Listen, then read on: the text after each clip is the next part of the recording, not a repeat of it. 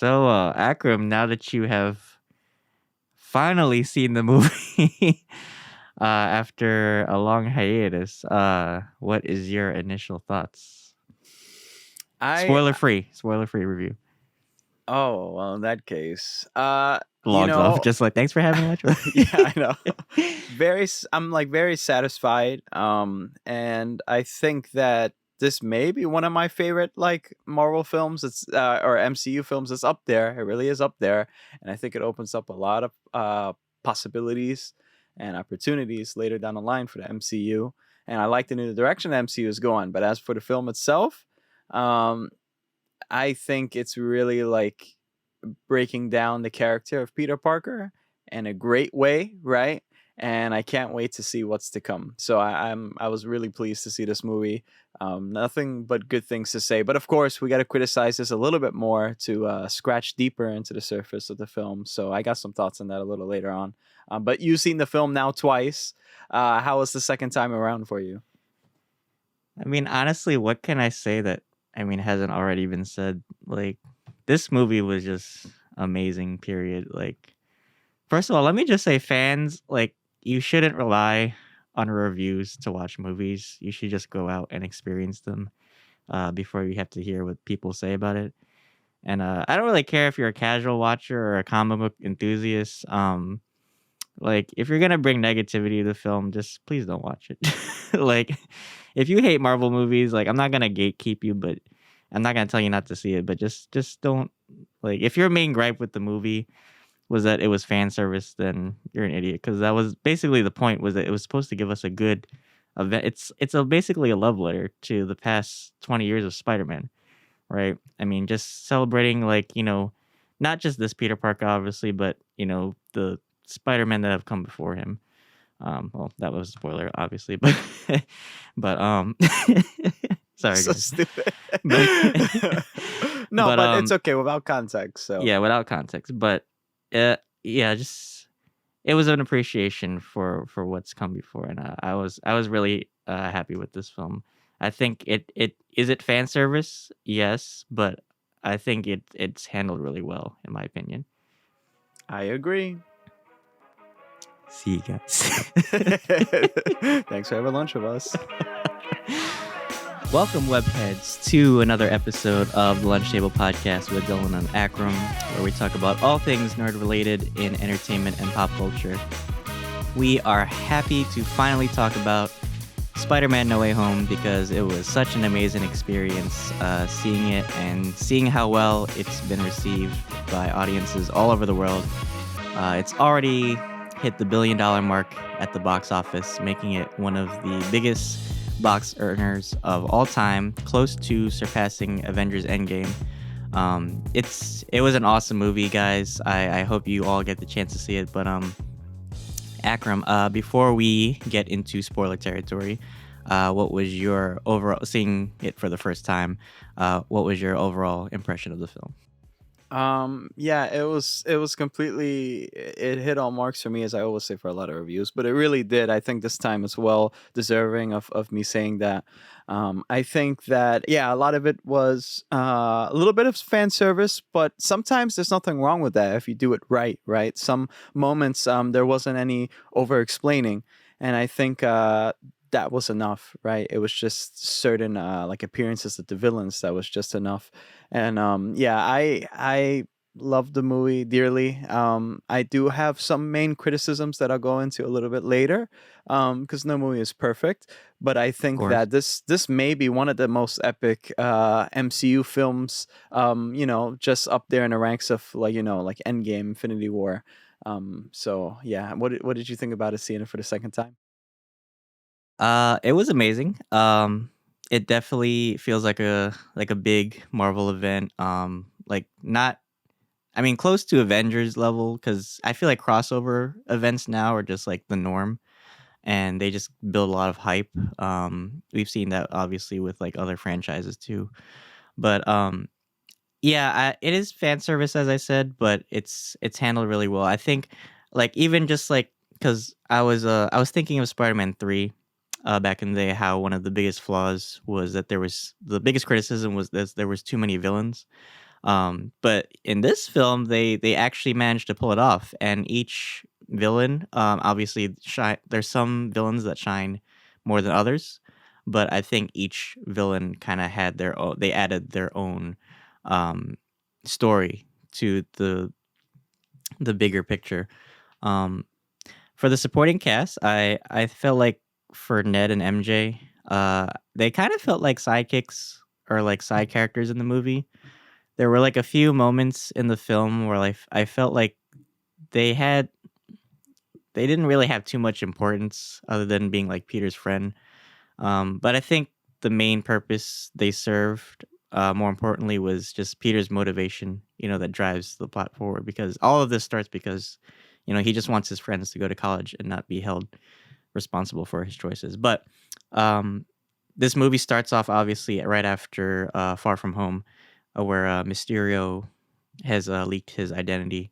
So as we see in the trailer, he goes to Doctor Strange for help, and then Doctor Strange casts this huge spell, and it goes awry and it goes in so many directions. But I think the beginning of the film, um, it was all right as far as pacing, um, and then of course we get the biggest shout from me was when we saw the cane, and then we see Charlie Cox reprise his role as Matthew Murray. That was awesome. So Another we finally confirmation. finally confirming the Netflix series is canon, and we've seen that with Hawkeye obviously this week. It was so crazy that that coincidentally they both released. So we saw Kingpin and Daredevil in the same week. So I hope that the other Defenders find their way into the main MCU, but I'm just glad that Daredevil has some validation now. But let's talk about the villains first because I feel like the villains really added a lot to this movie. So, how did you feel about like some of the portrayals of the villains? Well, I think that some had more time to shine, right? And which kind of made more sense in a way. And I like how the MCU kind of spins certain narratives within the comics and kind of makes it fresh and unique. For example, Mary Jane or Michelle Jones or whatever.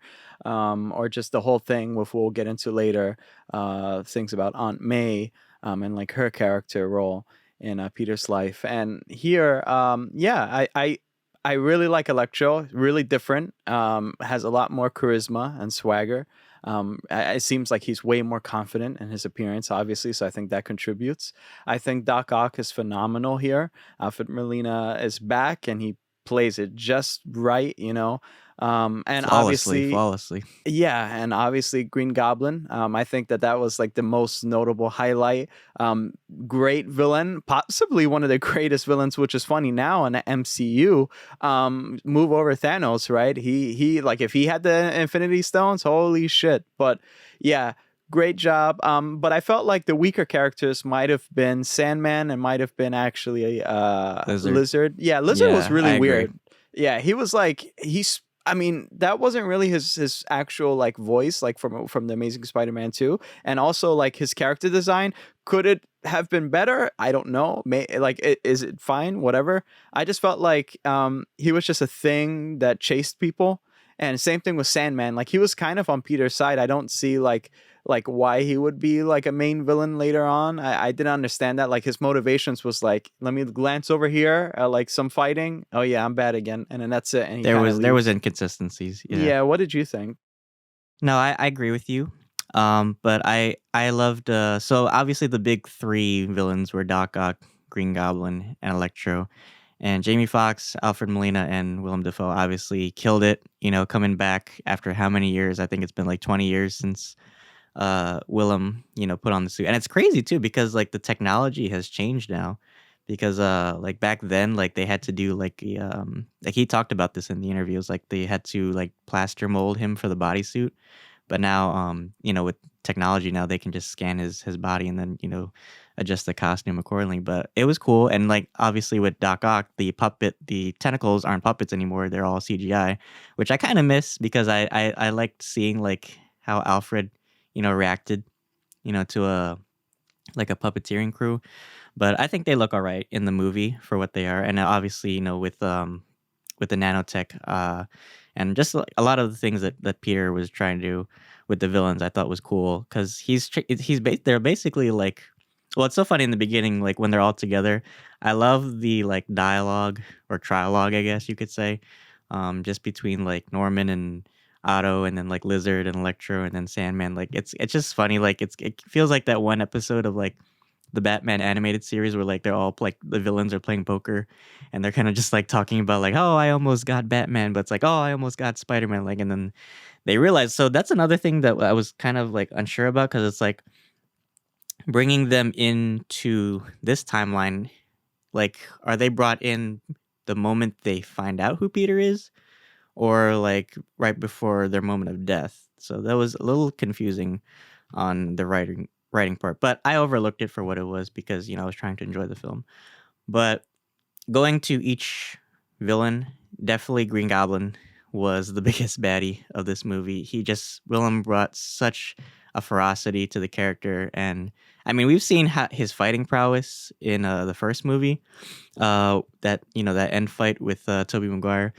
But in this movie, he was like pulling some like stone cold Steve Austin moves on Peter. Like he was breaking floors. He was like, oh, the crazy shit that Goblin was doing. And I love like the way that they did the costume too, because it was such a throwback to the comic version of the costume, but it didn't feel too cheesy.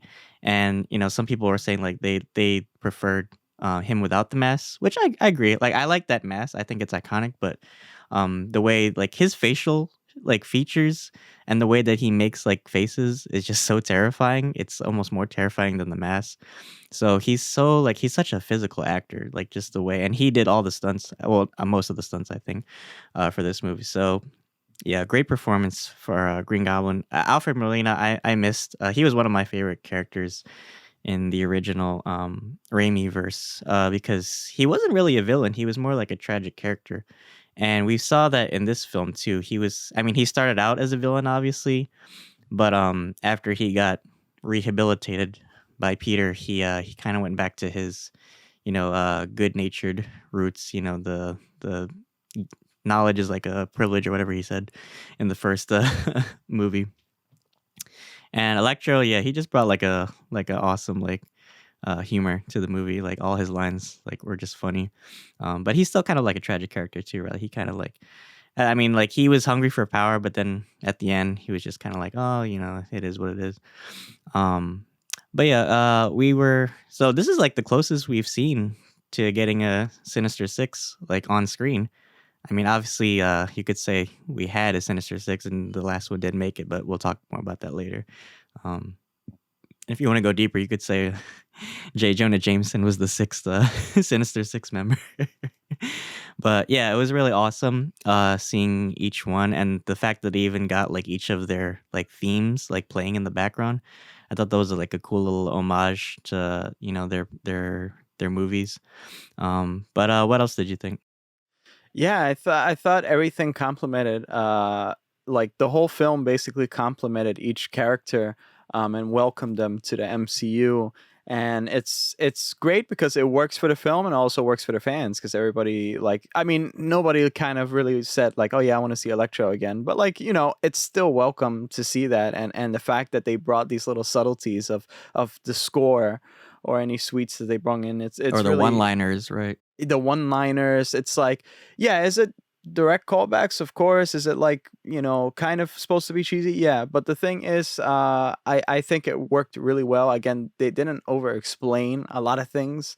And I appreciated that too, because it kept the plot going. I felt like the pacing was really nice. And I felt like each character, in a way, they kind of evolved a little. What's funny is it's really about like these characters, they had it's almost like if they all have like some type of disease, right? And like they need to be cured. And so let's see if they're really good people after that. Or the question really is, if we could have more time to expand on these characters, maybe they weren't so good in the beginning after all. Maybe they were, kind of like the super soldier serum, right? Like if you get that, if you're bad, then you're going to turn even worse, right? So I'm like wondering if that's the case. In the case of like Otto, obviously I don't think so. But like with Green Goblin, maybe. Yeah. Osborn, I think he's always been a little bit insidious Cuckoo. within. Yeah, a little cuckoo, cuckoo. Let's But cure yeah, some ass. yeah, like that, like the whole thing, and touching back on real fast, Green Goblin, like his face, yeah, because I remember they showed animatronics of the first Spider-Man movie when they were going to put a mask, and it was like they were moving it, and he does the faces so well, and it's so funny how like your facial expressions can speak more words than actual fucking words because his face done that completely, right? And I'll go in a little more in detail about that later in a final scene that I think I really Mhm. it struck me in a certain way. Even Um, the laugh too, like his laugh yeah, is like yeah. on like the same terrifying level as like the Joker, I would say. Oh yeah, that's iconic. Yeah. Yeah, great performances from each one. I think it was really fun bringing them all back and just like, they didn't over explain it like you said, but it was just fun to like like see them like see where they were and just like, call back. Like even like for people who haven't watched the old movies, I think this was a good movie. Just that scene between the villains. I thought it brought back some context. Like if you haven't seen the movie, it's like, oh, okay, well, this is where they were right before this moment. And then if you have watched the movie, it's also just like a fun little Easter egg, just like watching all of them like interact and stuff. Because we never really saw like Green Goblin and Doc Ock like talk in the original movie, so it was just cool to see that. One thing I wanted to say really was one thing I did notice, one gripe I did have after like digesting the film a little bit more is that it did seem like it was cool seeing the interactions between each other, but for some reason, I don't know, I had this feeling that it felt like they weren't really in the same room. I don't know, it was something about it, like when they were speaking with each other, like of course that apartment scene kind of was like, I don't know, it kind of felt like they were filming in different locations or something like that. It was like kind of like a weird thing going on. It felt kind of disconnected, especially like in the third act. It kind of felt a little bit disconnected. And I know that they reused some performances from the previous films, like Spider-Man 3 with Sandman or The Lizard with The Amazing Spider-Man 2. They reused some of that, some of those shots, and just CGI'd it here. So I'm Mhm. wondering, is it because the actors are they busy with something, or I don't know what? But that's one gripe I did have with the movie. It's like it kind of felt a little disconnected here and there in favor Mhm. for like, yeah, let's just throw them in. But it worked. It worked really well. I mean, that's the main selling point. They didn't want to spoil it in the beginning. They actually wanted to make it seem like it was a Civil War story behind between Spider-Man and Doctor Strange, apparently. Mhm. But they said there's no way we could hold this together without it being leaked. But yeah, something about it did feel a little bit disconnected here and there, but I felt like the dialogue really shined through, and that's Mhm. where you could really tell, like, yeah, dialogue really does matter, and the screenplay really matters, especially in these scenarios where it's Mhm. like a bigger blockbuster film. Well, it's funny you mentioned that because one of the gripes that I had with the villains was actually the ending because I did appreciate what they were trying to do with rehabilitating all the villains. I thought that was a neat take on it instead of just like sending them back to their universes, like and just to let them die. So I like that they found like a workaround around that. But my question is, so now that most of the villains have gone through some sort of like cure and they've gone back to their timeline at the end with Strange, does that change their story in their universe? Do they go back to the way they were before that? Like it's just an interesting thing to think about because like now, like obviously, so like let's look at Green Goblin for example, right? So now that he's had his Goblin serum taken away from him, does that make him less evil? Does that make him want to pursue more power again? Is that always how he's been? And that it could also relate to, changing history. That's like now that he's still alive, does Harry still resent Peter because he never died? Does Harry still live on because of that? It's just, and then like Doc Ock, like, does he, now that his tentacles are fixed, like, is he still like a good nature? Does he still go on with his fusion project? Or does the fusion project work out and he still, does he learn from his mistakes? Just something to think about. What do you think? I think that when you really think about it, I think that which was strange for me was that Doctor Strange looked like surprised when Peter's plan was kind of working right towards the end. But like I think what makes sense is if they go back to their original timelines or universes, obviously that'll create a branching timeline because they're different, right? Or it'll have some sort of plot armor and we kind of just like overlook it. My concerns for the film is that over all the excitement and all the cool stuff that happened in the movie, later on, Endgame, when you fully digested it, like after 6 months, you're like nitpicking it through, and really, I actually prefer Infinity War over Endgame. So it's like I kind of have a feeling this is gonna be like that because now I'm like thinking of a lot. Like for example, Peter in the beginning could have asked, like, that's my Alexa, sorry. Peter could have asked Doctor Strange, yeah, let's forget about can everybody forget about Mysterio and what he said, right? And then bada bing, bada boom, that's it, no problem, and roll credits, right? But instead he asked like a stupid thing, right? Now I'm thinking about that. So I'm like thinking with this, I think we need some more explanation on the multiverse. Hopefully Doctor Strange Multiverse of Madness. I was say World of Warcraft. Hopefully, Multiverse of Madness will kind of go more in depth with that because we have the TVA. Now we have multiverse. Are they the same thing, right? Is it like, okay, Brent, we have what if Loki? Like, I'm really confused right now. And I think that we need a lot of explanations ahead of time to fill those plot holes or those questions that you were asking. Yeah, I agree. Yeah, there's a lot of inconsistencies with like defining the multiverse in the MCU. Like you said, you mentioned like all those previous, like we had TVA, we've had Multiverse of Madness, and then What If. So I just think it's like I mentioned this in Loki before. I think when we were reviewing it, I think like the writers of the shows just didn't sync up their ideas too well. I think the multiverse was pitched for Phase 4, and I think the developers of each show and movie just took it into what they define as the multiverse, but it wasn't like a cohesive design. So I'm hoping that it really depends on Multiverse of Madness now because that's going to be the defining moment. Like, what is the multiverse, right? Is it one thing? Is it one timeline? Is it multiple timeline? Is it multiple universe? Like, we don't have those answers, and it's gonna be a little confusing, going into it, especially for future projects. Like, we have Loki season 2, obviously. We have What If season 2, so we just need a little more definition and a little more cohesiveness, I would say. But obviously we're nitpicking. But going back to No Way Home, overall I did enjoy like just seeing like the villains like go through that arc and just seeing them in a different spotlight, right? And just like seeing them back in general was just like a gift, just after like we watch these movies for how many years, and we always reminisce about them and just like the great moments that these colorful characters brought to us. And they're almost like I've always preferred Spider-Man's Rogues Gallery to Batman's, just because I feel like they are kind of like mirror images of Peter in a way, because they all have scientific gifts, but it's the way in which they use those gifts that differs from Peter. Because Peter, obviously, with great power comes great responsibility, but for a lot of these villains, it's more about getting what they deserve, I would say.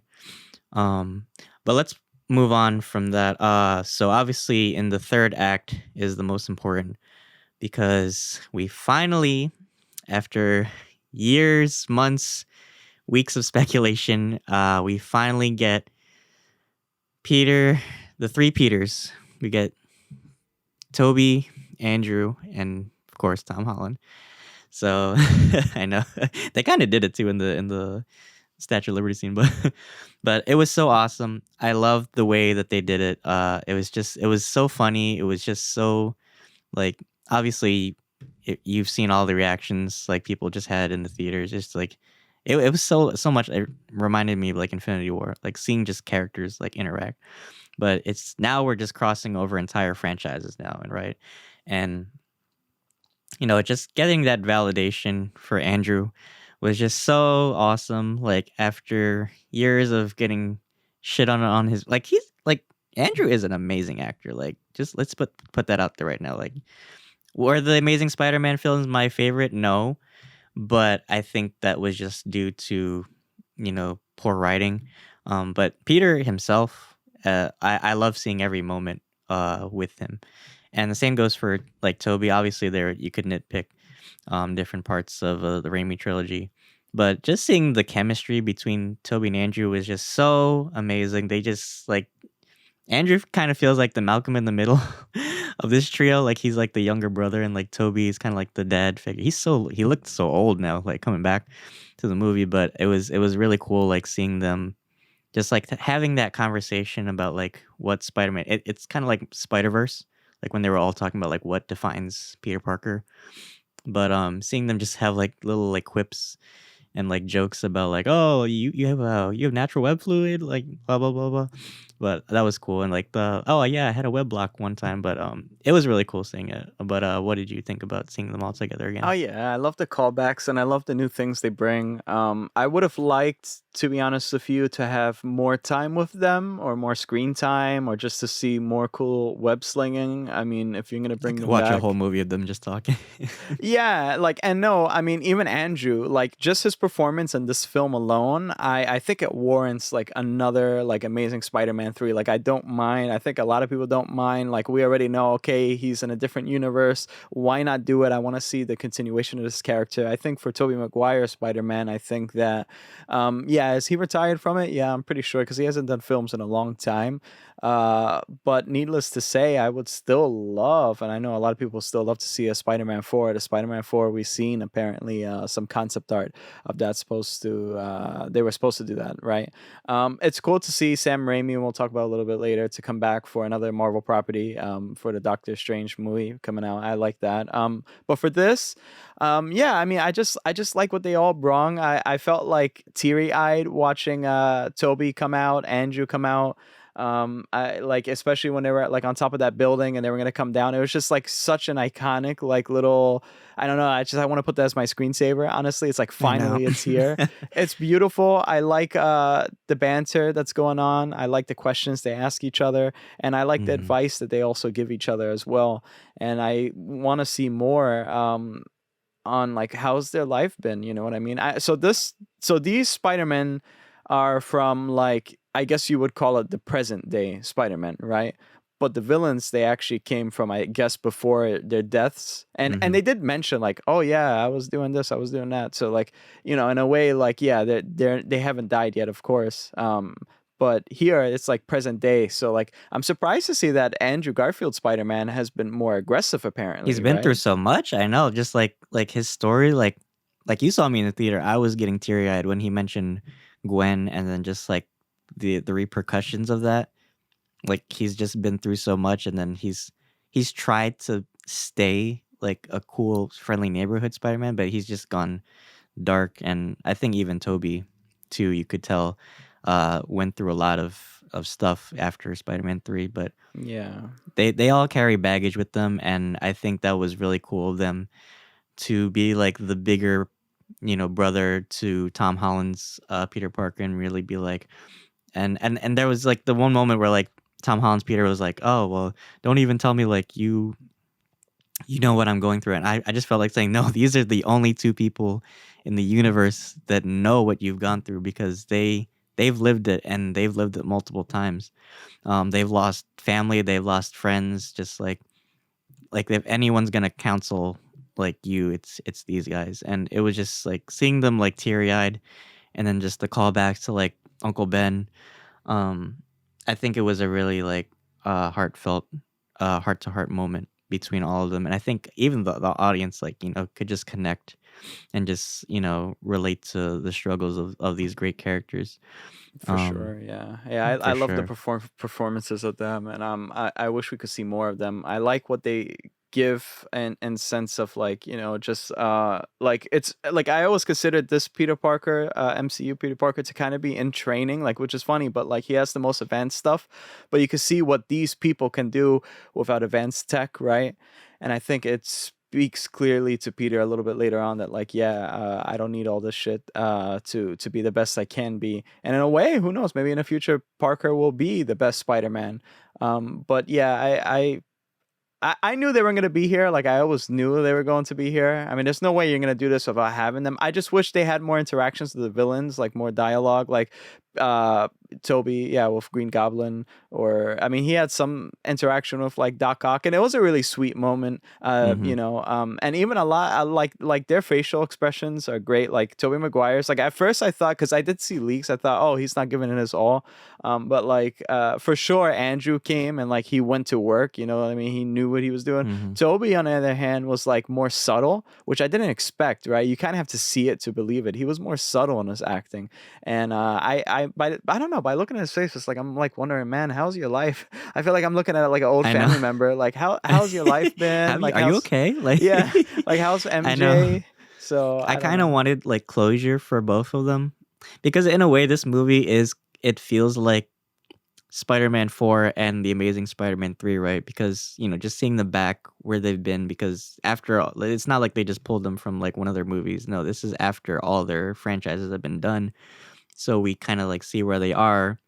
I kind of wanted to see like Toby like maybe like got engaged with MJ. Even if they weren't married, at least they got like engaged, because remember that was the big cliffhanger of Spider-Man 3, was that we never really got to see like where they went as far as their relationship. So it would have been like cool just to see like, I don't know, maybe he had like the ring that he had MJ, like maybe he was still planning to propose or something, or maybe they got engaged or something. I don't know. I mean, I know that's not realistic as far as like relationships go, but it would have just had a nice little closure to wrap up that franchise, right?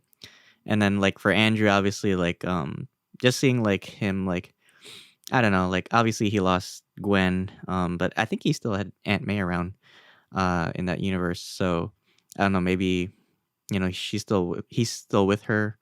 Maybe he's still trying to like, you know, solve the baggage of his parents or whatever. But yeah, Well, it was very heavy performances from each actor. there were deleted scenes too, which I don't think is canon, but there were like the father survived, visited Andrew Garfield's Peter in the cemetery when he was visiting Oh, I think I've seen Gwen's that. Yeah. graves. Yeah, yeah. And then also obviously MJ, Shailene Woodley as MJ in that version of Spider-Man. But I think all of these are now like not canon. So I guess he's like pretty alone, and I think that's the struggle. I think in order to be Spider-Man, you have to go through the pain and you have to go through the struggle. And I think Peter in this film, this was really like breaking him completely, and like he, which is cool in a way. It's like these problems, they take away all of this tech. I said tech like I'm a fucking weirdo, but like all this technology, right? Right. And I Well, feel that like, was the biggest gripe that people had with yeah, this my Peter gripe, was, yeah. yeah. Well, a lot of people felt the same way. It was like because they felt like this Peter, and I agree into some respect that Tom Holland's Peter, as powerful as he was kind of just getting like handouts from a lot of these big MCU characters, right? And I mean, obviously, you could say like he's done stuff on his own, like with Vulture and Mysterio. So, I mean, he has the prowess, he has the talent, and obviously the intelligence, because you can see what he's done with like just with Stark Tech and everything. But he hasn't had that realization yet of what responsibility is, and that's what defines these three characters, right? That's what separates Toby and Andrew from Tom Holland's Peter. And I think we finally got that with going into the next part of the biggest thing in this movie was the Aunt May scene, where she was basically the Uncle Ben of the story, right? She had to die in order for Peter to finally realize that he's kind of been the one that started this, and he has to accept the reality of it and not become a byproduct of it, but he has to move forward with it, right? I completely agree. And again, like I love how the MCU twists things, right? And who knew that Aunt May will actually be like their version of Uncle Ben? And I thought that was really clever. And I felt like that was really heartbreaking too, because we never really got to know Uncle Ben. I mean, I'm guessing we're gonna know more of Uncle Ben in the new Disney Plus show, freshman year. Coming soon, apparently, the animated series. But here it's like, yeah, Peter was really broken. He's like really alone here. And after her death, yeah, he definitely like realized like he made a big mistake, and responsibility has to come over everything else. And I think later on in the ending of the film, when we talk about that a little bit later, I think he really realizes that. And you could tell by the facial expressions, like I said earlier, it's all about those moments where you don't speak, but you could tell, right? Because you could kind of look in their eyes and you could see the soul of that character, right? As in Toby, which we'll talk about a little bit later. And at the very end of the film as well. And I think that, yeah, it's really tragic. But then again, that's what makes Spider-Man, unfortunately. That's kind of like the absolute point for them. It's like there has to be a tragic moment, whether it's Uncle Ben. So I don't know what this version of Uncle Ben. I don't know how he died. They never really mentioned it, I believe. So he probably just died like of a random death. I don't know, Mhm. because this death was like really bad compared to being shot. Well, It was like, the way I think of it is like, because obviously in the first Spider-Man Homecoming, we never got the Uncle Ben story, right? And I think the point of that was because we already knew, the Uncle Ben story. It's not like we were gonna like rehash it again, just for origin's sake. But I don't think it really mattered because in this film, obviously, we still get that event. It's still like the Batman loses his parents moment, but it's just using a different face. It's just using a different character in the same context to create that moment where he finally, has a realization and a transformation into a bigger change, right? oh yeah, for sure. I thought that I didn't expect that. I did see spoilers though, but when I saw the spoilers, I didn't expect it, and I didn't really see how she was gonna die. And I think Marissa Tomei's performance was excellent here. I think that it made it more sad, right? Because it's like she's so like unaware that she's dying or whatever. Hmm. She's like she's just trying to breathe, right? And just the performance from Tom Holland and the fact that FBI or whatever police are shooting at him The later damage on. control, yeah. Yeah, and then Happy like realizes what's happening, right? And he's kind of like Hmm. that good uncle, and he's like trying to tell Peter just go or whatever. It's a very sad moment, and like yeah, at the end of the day, the only family he has is Ned, MJ, and Happy in a way, and it was just a Hmm. really sad moment, and I think that that's gonna haunt him for the rest of his life, and I think that's really gonna dictate what he does with the rest of his decisions later on as Spider-Man.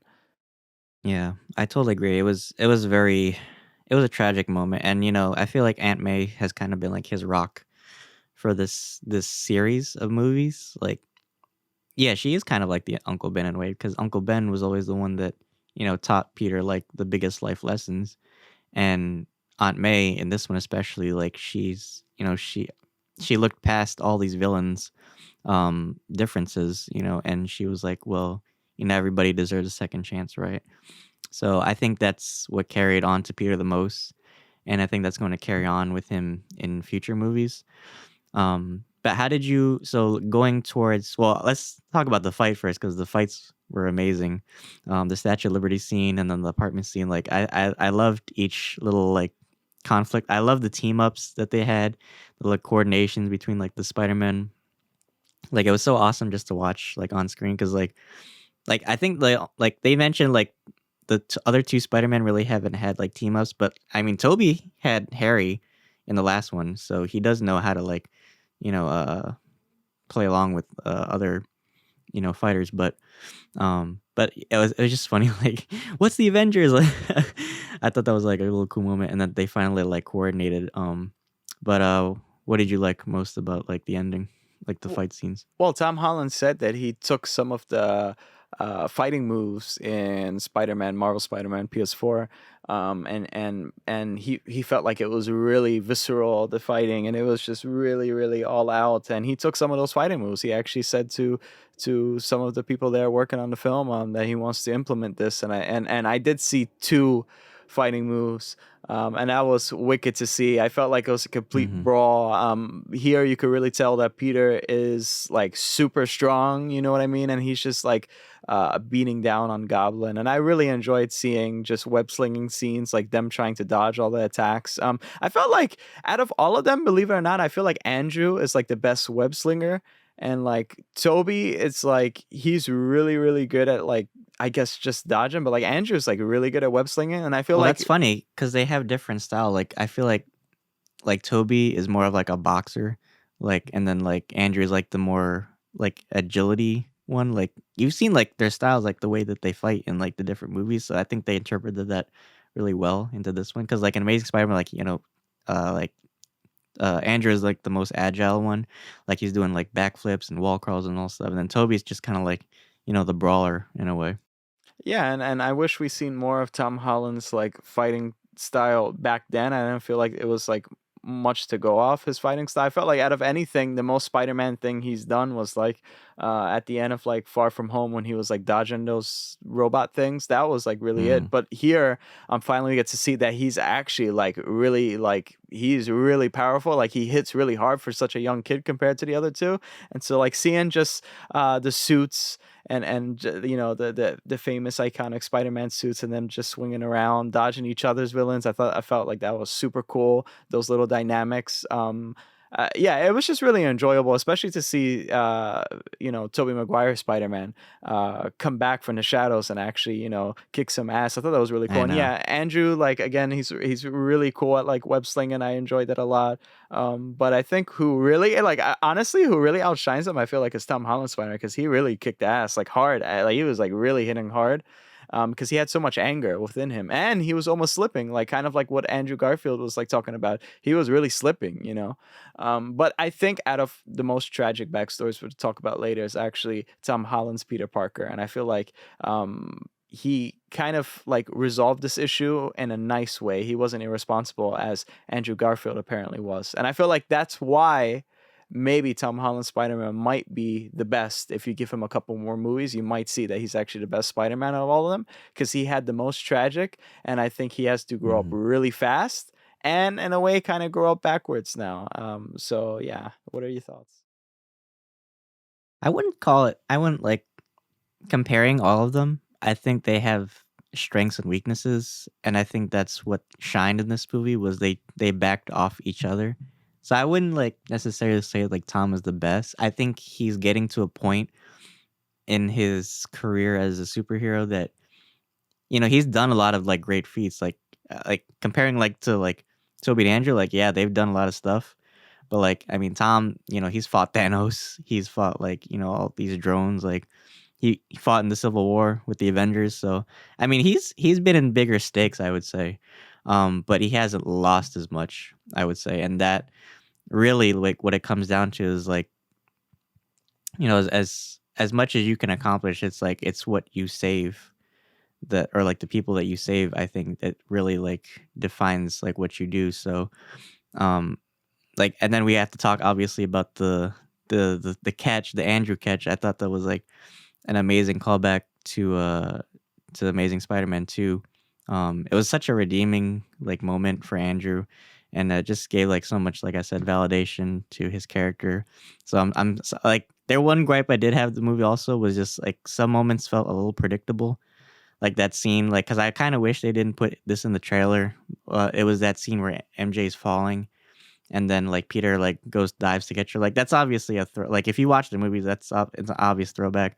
And then you kind of like can predict it, and it's like, oh, okay, well then Andrew's gonna catch her, and then like it didn't have as much like it was impactful, but it didn't have as much impact because I kind of like saw it coming, or like the part where like the lizard got punched like in the trailer, and you kind of like see like his head swerving, like and it's like all right, like obviously that was one of the so like, we finally saw it. It was confirmed that the three Spider-Men are in that scene, fighting all the villains. So it was just it was a little like weird, like because like you can just kind of predict things. Like even the scene where like Ned is opening the portals, like I kind of like saw it coming. Like as soon as like he said, "Oh, I wish I could find Peter," and then he just snaps, and just kind of like, "Oh, okay, well obviously this is like I didn't like it to be like too predictable, but that's I'm being nitpicky, but yeah, I think each Spider-Man in this movie really like learn from each other, right? And they kind of like like helped each other become better in a way. So I hope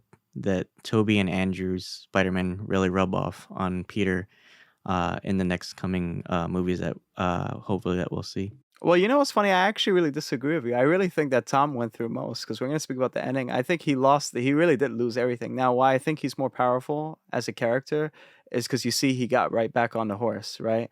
As opposed to them losing only one or two people. I think we're gonna get into spoiler territory, but he lost definitely a lot more than one or two people. He lost everything, and he lost his identity in a way. That's true. Yeah, that's a That's good why I point. really think that he's such like, which is weird to say. I feel like I'm some like European guy, but he's such a beautiful character, because he's such like a hurt person. Finally, that's what I've been waiting for, is for him to actually be hurt this way. I know it's kind You're of so like, cynical. yeah, I know, but that's what Spider-Man is about, you know. It's kind of like keep fighting on, fighting a good Hmm. fight. And nobody donates like millions of dollars to Spider-Man, right? Spider-Man has like, you know, like the best technology in the world from others, right? But what happens when everybody forgets about him Hmm. later on, you know? Exactly. So he basically like started with everything, and now he's lost everything, and he kind of has to start from and scratch. it's a reverse training, and maybe in a way he's gonna become a better Spider-Man through that. And I can't wait, and I have some theories that I want to touch on a little bit later. But why don't you move us to the next topic? Um, well, we covered most things already. I mean, obviously, we saw the suit at the. Oh well, before that. Oh no. Let's go back to the suit for a minute. So I did like the suit reveal at the end. So I don't know if so was that like a handmade suit, Yeah, or was that okay? So he didn't implement like any Stark tech into it, probably right? the eyes only, but yeah, it's a handmade suit, which, you know, great. I like it. It's Mm-hmm. really classic. It's not my favorite logo, but like I like that the new design is like, you know what's funny is I wanted to mention this too, like my thing about, because I felt like this movie is really about like just a narrative for Parker and like breaking him down. If you notice, his suit is really flashy, right? His suit, it's like very like almost like It's very those bright. neon, yeah. Yeah. And I'm thinking like, you know, when I was talking about like him, you know, getting back on the horse, he's like, as a character that lost his identity and even his status as an American citizen, um, what that not that I know of, but like, you know, he just lost everything, you know. Who does he have left, you know, to be? Really, it's just Spider-Man. Like Spider-Man is all he has left, right? Because people still remember Spider-Man. So it's like, Mm-hmm. it's bright because here I am Spider-Man, you know. Whereas the other suits before were more like subtle, like shades of blue or like a little bit more subdued. Mm-hmm. Here it's like, this is me, right? And I got a feeling he's gonna be a real icon in New York City, even Mm-hmm. more so than he used to be. So I feel like, yeah, he's gonna embrace this identity of Spider-Man completely while starting a new life, and hopefully he could, you know, have a great life, and hopefully get to see more characters introduced. Because I think Mm-hmm. that now he's like really deserving of a new trilogy, right? The college trilogy. But yeah, that's my thoughts on it. What are your thoughts? Well, it's just crazy to think that he's had like 7 suits over like the course of like 3 movies. I Just know. like even though like the suit in this one was like inverted, it still counted as one in my opinion.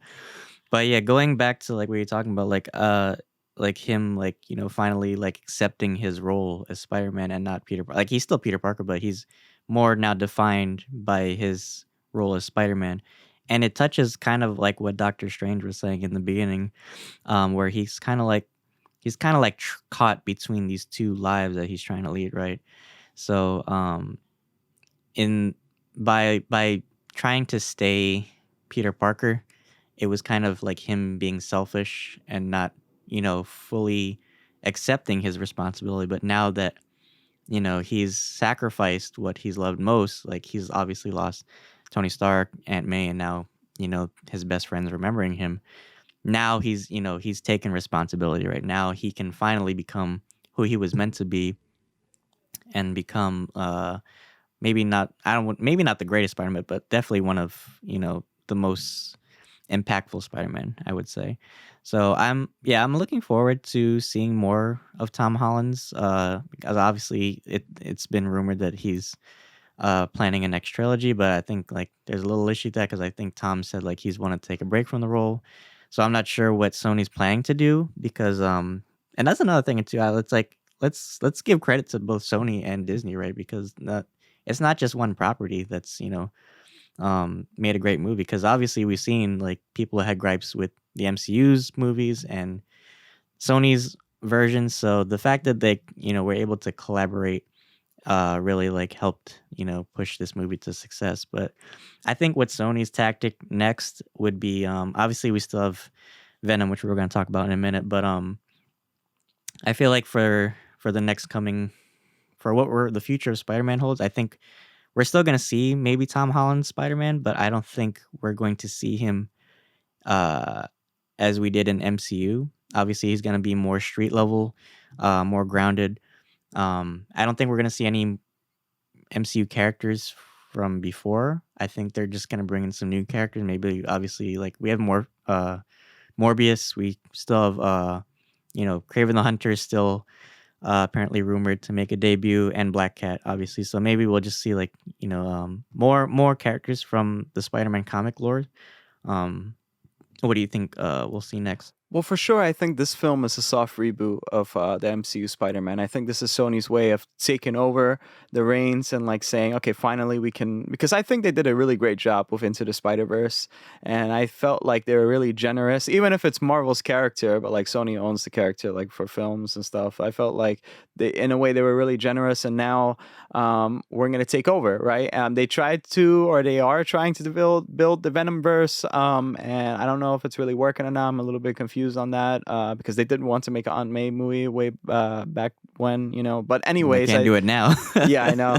But yeah, right. But anyways, now it's like I think that yeah, I think he'll have his own trilogy. I feel like will it come now? I'm not too sure. I always wanted a Disney Plus show, but I guess we're just gonna get an animated freshman thing, and that might be the last like Disney kind of like related thing. I think he's still gonna be set in the MCU, but I have a feeling it's kind of gonna feel like Netflix shows, you know, where it's like yeah, here's some mentions, right? We're gonna mention this and that, but for the most part, we're going to throw in Aaron Taylor Johnson's Craven next, or someone like that, or you know, whatever. I would hope that you know down the line maybe there are some appearances or like some familiar characters that are just civilians that are like happy maybe or something like that down the line, you know, to still make it feel connected, right? Because I still want that one universe, or what is that thing that Carly said in Falcon and Winter Soldier, one people one world or whatever.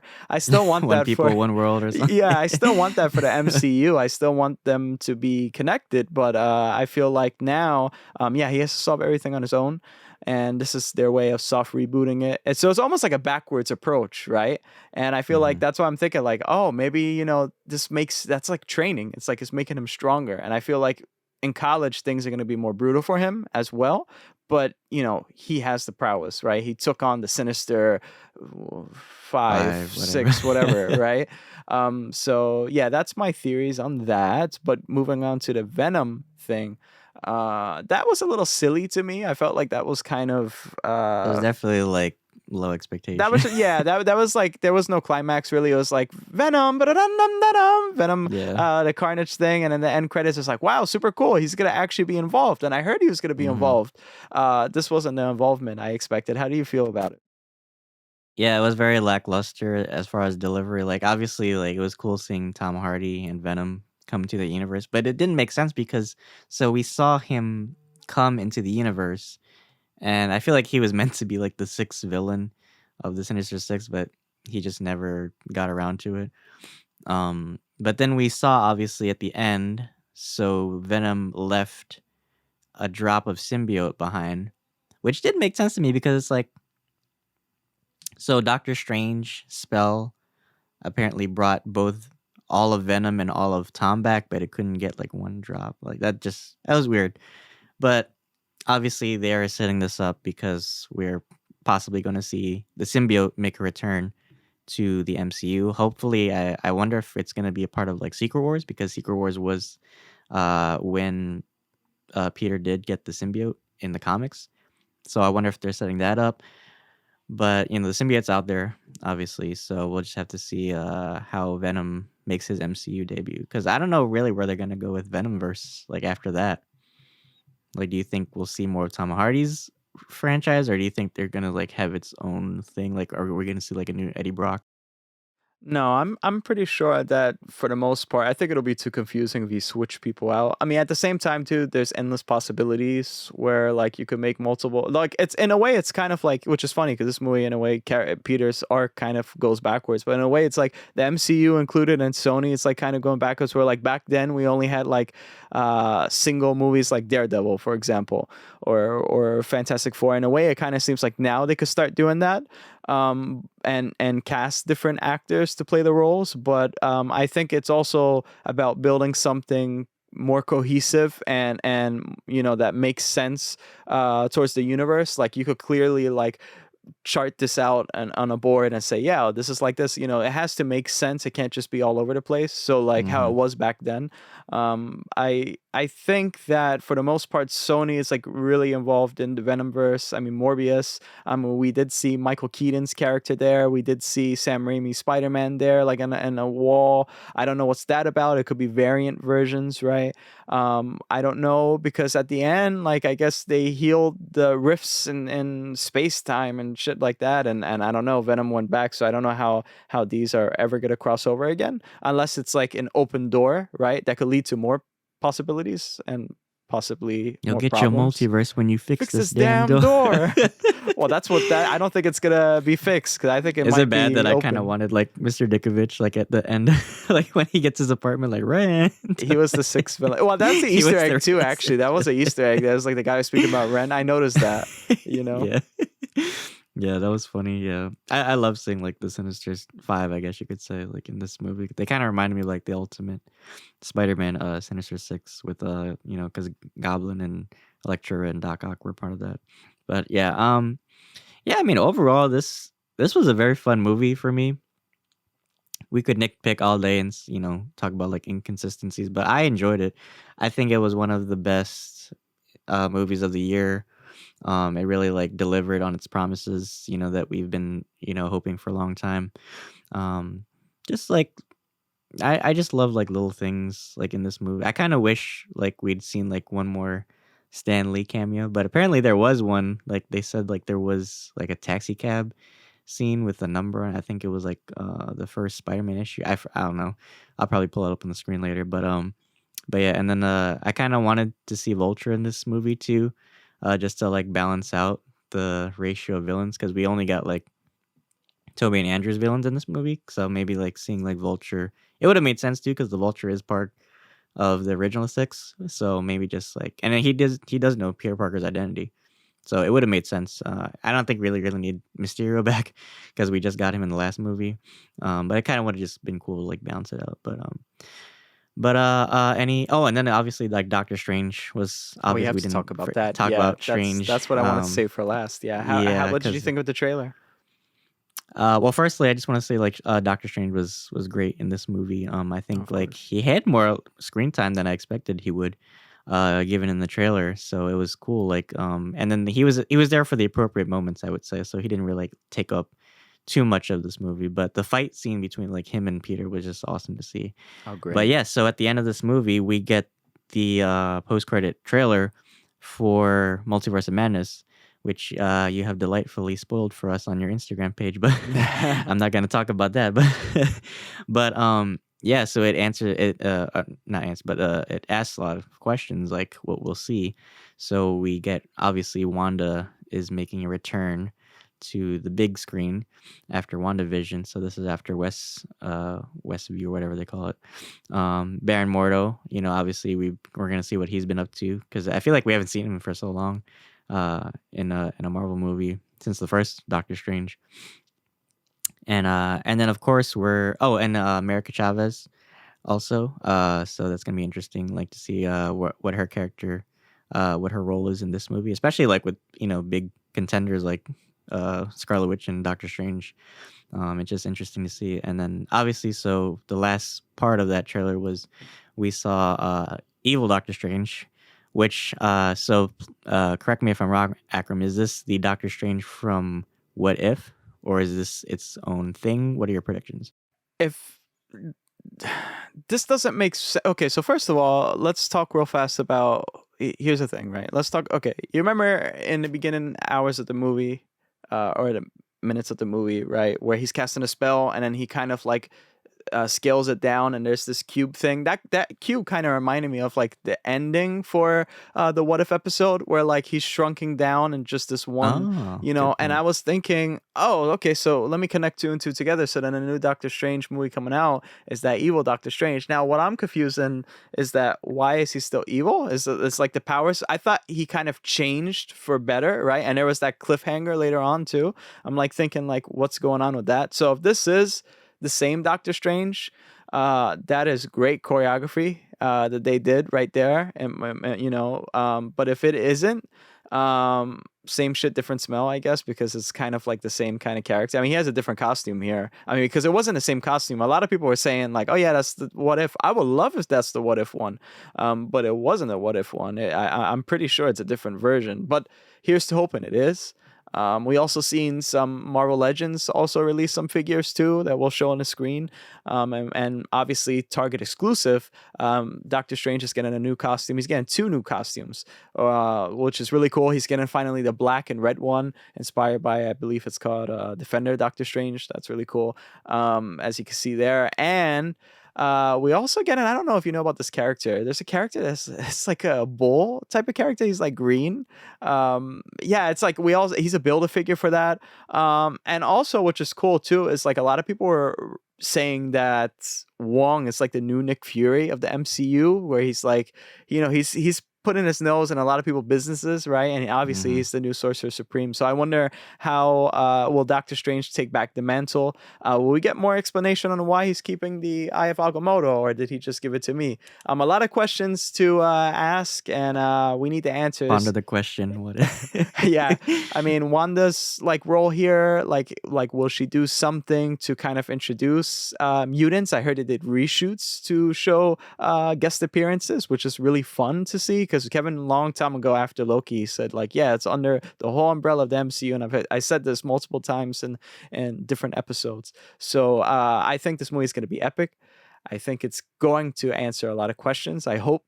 What does Kang have to do with it? Because you would think Kang would kind of have to do some of it, Another or question. and Yeah. then Vision, Ultron, you know, died. So it's White like, Vision also we have out there. yeah, like is he gonna make it like a surprise appearance? That'll be interesting to see. And how will like why is America Chavez here as well? That's like the most random character to put in a Doctor Strange film. Hmm. But we also have, what's her name? I was gonna say Mindy, Rachel McAdams' character, Hmm. Christy, right? Or Christine. She's here. She has like some type of costume. Apparently they're getting married. And I just want to know how you feel about this, because apparently Sam Raimi is making this into a kind of twisted MCU film where it's more like you know, into the horror genre. Like, how do you feel about that? Being a horror buff yourself. That'll be really interesting to see because Sam Raimi has a very defined style. Like you can see it in all his movies, and obviously, like in the Spider-Man movies, like he always finds way to implement elements of horror, like the Green Goblin or like Doc Ock with the hospital scene. So it's gonna. I feel like I'm gonna shit my pants watching this movie when it comes out. No, no, no, no, no, But no. right. But yeah, I don't know. They haven't given us too much. Like obviously, this is going to involve the multiverse. I think this is going to deal with the repercussions of Spider-Man, and but it's also interesting too because like does Strange remember doing this spell? Because does he obviously if he forgets Peter, he would forget casting the spell. So that's another question that on our list of questions. But like is there like a because I mean also like if in the comics like Doctor Strange also deals not just with the ancient one but also the eternity and like the Eternals too, right? Because we also have the Eternals out there. We still also have the cliffhanger at the end of Shang-Chi with the 10 rings and their origin. So I'm wondering if that is also related because also Wong was at the end of that, and Bruce Banner and Captain Marvel were also like I feel like all these movies now are just gonna be like I said, crossover events are just kind of like the norm now. So we're just gonna see a lot of characters like bleed into other movies besides their own. Because I think now, like I think the single superhero movies like Iron Man, Thor, and Captain America, I think they've just kind of like trended out now. So we're more in a very, I would say, like, it's becoming more of a comic book universe now, because now we're seeing these characters like Daredevil, Doctor Strange, and all these other, like Hawkeye. Obviously, we got Maya. Like, they're all being inclusive now of other characters, and they're supporting the main characters in bigger ways than we've seen. So it's not just like dependent on like one protagonist now. Obviously, we get different variations now. But I'm excited to see what Multiverse of Madness brings for. Is it still Phase 4? Or is it going to be the new Phase Still 5 movie after? Phase 4. No, Phase 4. Yeah, Okay. we have to So wait yeah, till I an kept thinking investors. Spider-Man was going to close Phase 4, but no. No. So obviously Phase 4 closes with Multiverse of Madness. So I think that will. No, Phase 4 That doesn't will. close with Multiverse of Madness. There's still a couple more films to go. Oh, okay. Well, I stand corrected. So Kevin, don't shoot me. But Well, still, I mean, but we didn't get any announcements. Like, what's up with that? It's like the whole thing is about Disney Plus shows, right? Like, show us some movies coming out, right? And well, okay, enough about questions. I want to know your predictions. Give me some predictions so we could look back in this video a little bit later. And some of the people who made it to the end, which we appreciate you very much. If you made it to the end, I want you to quote Dylan a little bit later when we do the review for Doctor Strange Multiverse of Madness. So, Dylan, give us your predictions. I think Multiverse of Madness is gonna be crazy as far as just like the impact of it, because you have Wanda. Obviously, I think it's gonna wrap up some things that WandaVision left off, because we also remember we have Agatha Harkness's own show. So I'm wondering if she's gonna somehow be involved, and I doubt it, because why make her own show if she's not gonna be involved in this movie? But I think Evil Strange is going to be too powerful for Strange to take on. I think that's why he needs Wanda's help, because she's the most powerful sorceress next to him. And also, remember, he's not the Sorcerer Supreme anymore. So maybe, I don't know, maybe Wong isn't going to. I feel like the Sorcerer Supreme has more grants, I would say.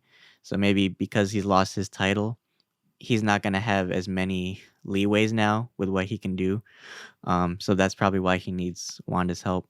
And then I don't know what Baron Mordo's MMO is in this movie, but I think, because remember, he was kind of just like done with the whole like sorcerer order now. So I feel like, because we saw some like scenes where like he was like blowing up temples and shit. So maybe he's just kind of like doing his own thing and like saying like, fuck the sorcerers, whatever. And like, I'm just gonna like liberate the world or something. I don't know. But what do you think we'll see for the coming movie? Yeah, I think it's wise to piggyback off of that. I feel like, yeah, no, I completely agree with you. I think I want to know more about America Chavez, to be honest with you. I'm like really like, out of all the characters there, I'm like wondering what's her deal, why is she there, and how will she be involved with Sam Wilson's character as well. Yeah, I think that there was this thing, which maybe I'm just making these assumptions and they're probably very far off, but like relating back to the Guardians of the Galaxy game, actually, they were in Nowhere, right? And in the back of Nowhere's head, there's the infinite, I forgot what you call it. I'm going to say infinite darkness, but no, it's just like the end of space right there. And I was thinking like in a trailer, like maybe the evil Doctor Strange is like at the end of like space and time, that little rift, right? And that kind of reminded me of Thor Ragnarok, where you had that cyclone thing. So I think that there will be something to sacrifice. I think that Christine is going to somehow get powers, right? Because if you look at some stills, she does have like some new costume. And I think that we are going to probably get some more insights on Shang-Chi, right? Because Wong is like the main man, not the main man, but he's like, the main side man. No, he I is the guess. main man. Yeah, I guess so. Yeah, he's making the checks now. But I feel like he is going to like comment more on the Shang-Chi deal, right? Because Shang-Chi 2 was just announced that, yeah, we're going to do it, right? But when will we see that? Like in 2023, 2024, 2025? I feel like we need some commentary on that right now.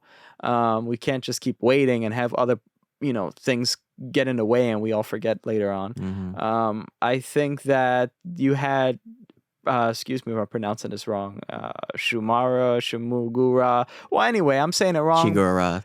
Yeah. No, not Shigura, because that's from Destiny. Well, listen, that's the beauty of editing, because right now you guys see the name on screen right now. Isn't that beautiful? And look, right at this moment, I'm gonna blur the background. Isn't that beautiful? And now I'm gonna unblur it. You see how beautiful that is? So you'll see it there. Don't trust us because we say names wrong. He said welcome will lock me at one point, and I got major confused. But yeah, I think that it's going to answer a lot of questions. I hope we get some more questions on the TVA as well, to be honest I was with gonna you. ask you, do you think it's a possibility that Loki might make an appearance for Multiverse of Madness? I don't think it's impossible because they did do reshirts, but I think it may be like something that I hope it doesn't like I don't know, dilute like the main conflict with like, you know, like, oh, look at Loki, you know. Like I hope they don't like make this like very like I don't know, like don't distract us with like a lot of characters. Like I would love to, like I don't know. I heard this rumor somewhere that Wolverine will come up, but the same thing happened with Mephisto. Why will Wolverine come up? I don't know. But I hope that we get some cool characters that are from different universes as well. Open up the possibility. And I hope Mhm. that somehow, you know, we have also the new Spider-Man movie as well, right? That's like, does that have anything to do with it? Like now that it's kind of connected? I don't know. Uh, it's hard to say. Good points overall. Yeah, You too. it's it's an exciting time to be a Marvel fan right now, and just comic book fans in general. But I think now more than ever, I think Marvel is at its peak, and it can really go any way it wants at this point. I mean, obviously, Endgame was like the biggest, cap on the Avengers. So it's like, where do we go after Avengers? And I think they're really like trying to push like, you know, is the MCU dependent on the Avengers, right? Or can it be its own? Can it push the boundaries of like storytelling without the Avengers, right? Can we see more of these different characters in different lights and still make it interesting and worthwhile? And we've seen that obviously with like the Marvel TV shows like Hawkeye, Loki, and Falcon Winter Soldier, WandaVision, all these great shows, and more to come, obviously. So I'm excited to see what Kevin brings to the table. But going back to Spider-Man real quick, so it was a great movie. I'd say overall, I think we both agree. But well, first of all, let's look at Spider-Man the series as a whole. Do you think it's changed for better? Would you say like this movie really cleanse the impurities of the other two, or do you think how do you feel like about these Spider-Man movies overall? The whole thing, like starting from 2000 and whatever. Starting from Homecoming.